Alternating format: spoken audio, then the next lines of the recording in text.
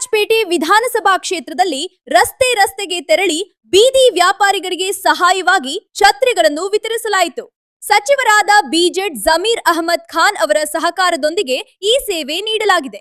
ಮಳೆ ಹಾಗೂ ಬಿಸಿಲಿನಿಂದ ವ್ಯಾಪಾರಿಗಳಿಗೆ ರಕ್ಷಣೆ ನೀಡುವ ಉದ್ದೇಶದಿಂದ ಈ ಉಪಕ್ರಮ ಕೈಗೊಳ್ಳಲಾಗಿದೆ. ಛತ್ರಿಗಳನ್ನು ಸ್ವೀಕರಿಸಿದ ಬೀದಿ ವ್ಯಾಪಾರಿಗಳು ಸಂತಸ ವ್ಯಕ್ತಪಡಿಸಿ ಬಿಸಿಲು ಹಾಗೂ ಮಳೆಯಲ್ಲಿ ವ್ಯಾಪಾರ ಮಾಡಲು ಇದು ಬಹಳ ಉಪಯುಕ್ತವಾಗಲಿದೆ ಎಂದು ಹೇಳಿದರು.